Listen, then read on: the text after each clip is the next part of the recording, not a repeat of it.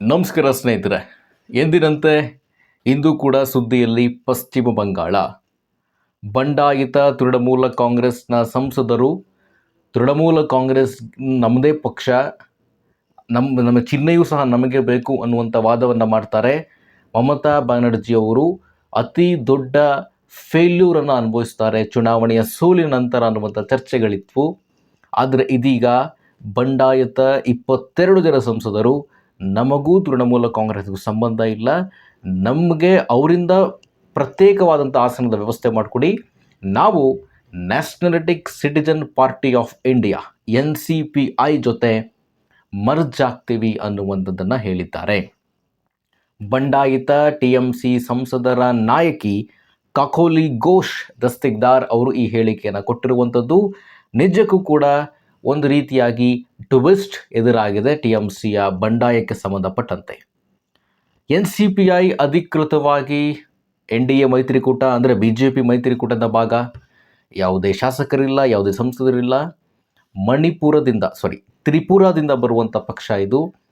ಈ ಪಕ್ಷ ಶುರುವಾಗಿ ಕೇವಲ 3 ವರ್ಷ ಆಯಿತು. ಅಧಿಕೃತವಾದಂಥ ನಾಯಕತ್ವ ಇಲ್ಲ, ಒಂದು ಫೇಸ್ ಅಂತ ಇಲ್ಲ. ಒಂದು ಸಣ್ಣ ರೀಜನಲ್ ಪೊಲಿಟಿಕಲ್ ಪಾರ್ಟಿಯೊಂದಿಗೆ TMCಯ ಸಂಸದರು ಮರ್ಜ್ ಆಗಿದ್ದಾರೆ.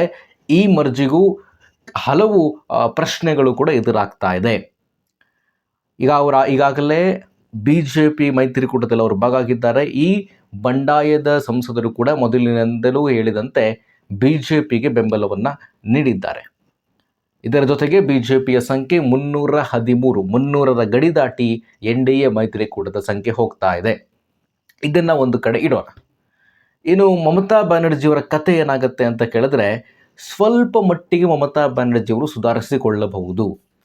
ಒಂದು ವೇಳೆ ಮಹಾರಾಷ್ಟ್ರದ ರೀತಿಯಲ್ಲಿ ಬಾಲಾ ಸಾಹೇಬ್ ಠಾಕ್ರೆ ಅವರು ಕಟ್ಟಿದಂಥ ಪಕ್ಷ, ನಂತರ ಉದ್ಧವ್ ಠಾಕ್ರೆ, ರಾಜ್ ಠಾಕ್ರೆ ಇವರೆಲ್ಲರೂ ಕೂಡ ನಡೆಸಿಕೊಂಡು ಬರ್ತಾ ಇದ್ದಂಥ ಒಂದು ಶಿವಸೇನೆ ಪಕ್ಷ, ಏಕನಾಥ್ ಶಿಂದೆ ಅವರು 2/3 ಶಾಸಕರನ್ನು ಕರೆದುಕೊಂಡು ಬರುವುದರ ಜೊತೆಗೆ ಪಕ್ಷದ ಚಿಹ್ನೆಯನ್ನು ಸಹ ಕ್ಯಾರಿ ಮಾಡ್ಕೊಂಡು ಬಂದ್ರಲ್ಲ, ಅದು ಉದ್ಧವ್ ಠಾಕ್ರೆ ಅವರ ಪಕ್ಷಕ್ಕೆ ಅತಿ ದೊಡ್ಡ ಹೊಡೆತಾಗಿತ್ತು 23ರಲ್ಲಿ ಮಹಾರಾಷ್ಟ್ರದಲ್ಲಿ.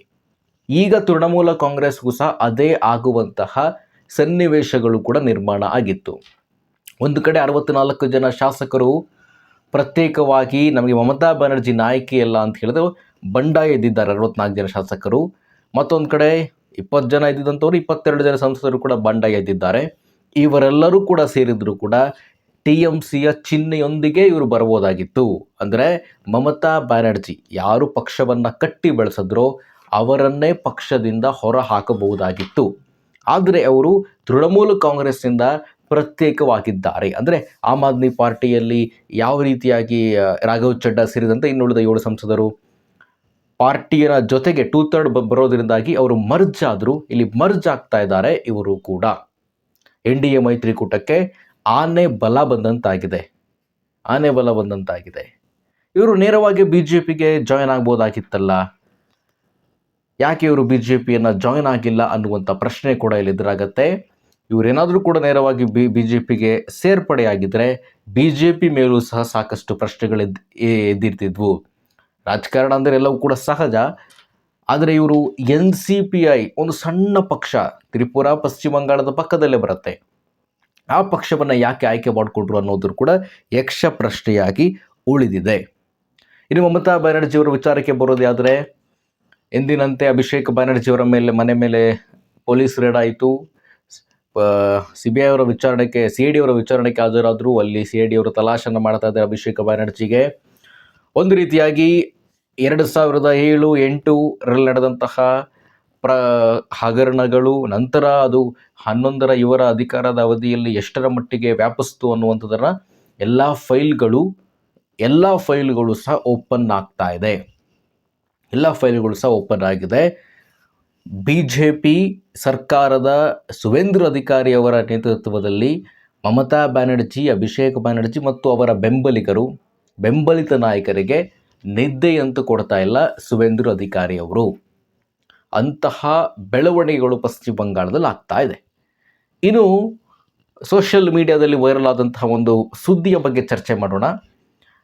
EVM 4000 EVM ಇದ್ದಂತಹ ಕಟ್ಟಡ ಬೆಂಕಿಗೆ ಆಹುತಿ ಆಯಿತು ಅನ್ನುವಂತಹ ಸುದ್ದಿ ಬರ್ತಾ ಇದೆ. ಈ ಸುದ್ದಿನ ನೋಡಿದ ತಕ್ಷಣ BJPಯ ವಿರೋಧಿಗಳು, ತೃಣಮೂಲ ಕಾಂಗ್ರೆಸ್ನ ಬೆಂಬಲಿತರು, ಒಟ್ಟಾರೆಗೆ ದೇಶದ BJP ವಿರೋಧಿಗಳೆಲ್ಲರೂ ಕೂಡ ನೋಡಿ ಯಾಕೆ ಇವರು ಈ EVMನನ್ನು ಸುಟ್ಟು ಹಾಕಿಸಿದ್ದಾರೆ, BJP ಅದನ್ನು ಸುಟ್ಟು ಹಾಕಿಸಿದ್ದಾರೆ ಯಾಕಂತ ಹೇಳಿದ್ರೆ ಇದು BJPಯವರು ಓಟ್ ಚೋರಿ ಮಾಡಿ ಚುನಾವಣೆಯನ್ನು ಗೆದ್ದಂಥದ್ದು ಅಂತ ಹೇಳಿ ಕೂಡ ಹೇಳ್ತಾ ಇದ್ದಾರೆ. ಅಧಿಕೃತವಾಗಿ ಬರ್ತಾ ಇರುವಂತಹ ಮಾಹಿತಿ, ಆ ಕಟ್ಟಡ ಯಾರು ಫಾಲ್ಟಾದಲ್ಲಿ ಹೀನಾಯವಾಗಿ ಸೋತರು ಅಭಿಷೇಕ್ ಬ್ಯಾನರ್ಜಿಯ ಪರಮಾಪ್ತ ಜಹಾಂಗೀರ್ ಖಾನ್ಗೆ ಸೇರಿದಂಥದ್ದು ಅನ್ನುವಂಥ ಸುದ್ದಿ ಕೂಡ ಬಂದಿದೆ. ಜಹಾಂಗೀರ್ ಖಾನ್ಗೆ ಸೇರಿದಂತಹ ಕಟ್ಟಡದಲ್ಲಿ EVM ಮಷಿನ್ಸ್ಗಳಿಗೆ ಬೆಂಕಿ ಬಿದ್ದಿದೆ. ಈ ಸುದ್ದಿಯನ್ನು ಕಂಪ್ಲೀಟ್ ಆಗಿ ನಾಳೆ ಸಂಚಿಕೆಯಲ್ಲಿ ಡಿಸ್ಕಸ್ ಮಾಡೋಣ. ಈಗ ಈ ವಿಷಯಕ್ಕೆ ಬರೋದೇ ಆದರೆ NCPI ಆರಂಭಿಕವಾಗಿ NCP ಅಂದ ತಕ್ಷಣ ನಾನು ಶರದ್ ಪವಾರ್ ಅವರ NCPಗೆ ಇವರು ಬಂದು ಸೇರ್ಕೊಂಡ್ರ, ಶರದ್ ಪವಾರ್ ಅವರ NCPಗೆ ಏನಾದರೂ ಇವರು ಜಾಯ್ನ್ ಆದ್ರ, ಅಥವಾ ಶಾರದಾ ಪವಾರ್, ಈಗ ಅಜಿತ್ ಪವಾರ್ ನಂತರ ಶಾರದಾ ಪವಾರ್ ಅವರು ನಡೆಸ್ತಾ ಇರುವ NCPಗೆ ಏನಾದರೂ ಕೂಡ ಇವರು ಬೆಂಬಲವನ್ನು ಸೂಚಿಸಿದ್ರು ಅನ್ನುವಂಥ ಪ್ರಶ್ನೆ ಕೂಡ ಎದುರಾಯಿತು. ಬಟ್ ಒಂದು ಸಣ್ಣ ಪಕ್ಷ, ತ್ರಿಪುರಾದಲ್ಲಿ ಗುರುತಿಸಿಕೊಂಡಿರುವಂಥ ಸಣ್ಣ ಪಕ್ಷಕ್ಕೆ ಇವರು ಬೆಂಬಲ ನೀಡಿರುವಂಥದ್ದು ನಿಜಕ್ಕೂ ಕೂಡ ಕೆಲವೊಂದಿಷ್ಟು ಪ್ರಶ್ನೆಗಳನ್ನು ಕೂಡ ಹುಟ್ಟಿ ಹಾಕತ್ತೆ. BJPಗೆ ಈಗ ಅತಿ ದೊಡ್ಡ ಗುರಿ ಇರುವಂಥದ್ದು 313 ಈಗ ದಾಟಿದ್ದಾರೆ ಅವರು. ರಾಜ್ಯಸಭೆಯಲ್ಲಿ ಹತ್ತತ್ರ ಅವರು ಬಂದೇ ಬಿಟ್ಟಿದ್ದಾರೆ 2/3 ಮೆಜಾರಿಟಿಗೆ. ಲೋಕಸಭೆಯಲ್ಲೂ ಮೆಜಾರಿಟಿ 2/3 ಮೆಜಾರಿಟಿಯನ್ನು ಪಡ್ಕೊಳ್ಬೇಕು ಅನ್ನುವಂತಹ ಹುಮ್ಮಸ್ಸಿನಲ್ಲಿದ್ದಾರೆ ಅವರು. ನೋಡಿ 24ರಲ್ಲಿ BJP ಎಂಥದ್ದೇ ಸಣ್ಣ ಸಣ್ಣ ಪಕ್ಷಗಳು, ಪ್ರಾದೇಶಿಕ ಪಕ್ಷಗಳು ತಮ್ಮ ಮೈತ್ರಿಕೂಟಕ್ಕೆ ಬರ್ತೀನಿ ಅಂತ ಹೇಳಿದ್ರೆ ಎಲ್ಲರನ್ನ ಕೂಡ ಅವರು ಸೇರಿಸಿಕೊಂಡ್ರು. ಯಾಕಾಗಿ ಅಂತ ಹೇಳಿದ್ರೆ ಈ ಅವಧಿಯಲ್ಲಿ 24 ಮತ್ತು 29ರ ಈ ಅವಧಿಯಲ್ಲಿ ಅತಿ ದೊಡ್ಡ ಬಿಲ್ಗಳನ್ನು ಮಂಡಿಸಬೇಕು ಅನ್ನುವಂಥದ್ದನ್ನು ನರೇಂದ್ರ ಮೋದಿ, ಅಮಿತ್ ಶಾ ಅವರು ಹೇಳ್ಕೊಂಡು ಬಂದರು. ತುಂಬ ದೊಡ್ಡ ದೊಡ್ಡ ಬಿಲ್ಗಳನ್ನು ಪಾಸ್ ಮಾಡಲಿಕ್ಕಿದೆ. ಒನ್ ನೇಷನ್ ಒನ್ ಎಲೆಕ್ಷನ್ ಸೇರಿದಂತೆ, ಯೂನಿಫಾರ್ಮ್ ಸಿವಿಲ್ ಕೋಡ್ ಸೇರಿದಂತೆ ಇನ್ನೂ ಹಲವು ಪ್ರಮುಖ ಬಿಲ್ಗಳನ್ನು ಪಾಸ್ ಮಾಡಬೇಕು. ಅದಕ್ಕೆ 2/3 ಮೆಜಾರಿಟಿಯ ಅವಶ್ಯಕತೆ ಇರುತ್ತೆ ಅಂತ ಹೇಳಿ BJPಯ ನಾಯಕರು ಹೇಳ್ಕೊಂಡು ಬಂದರು.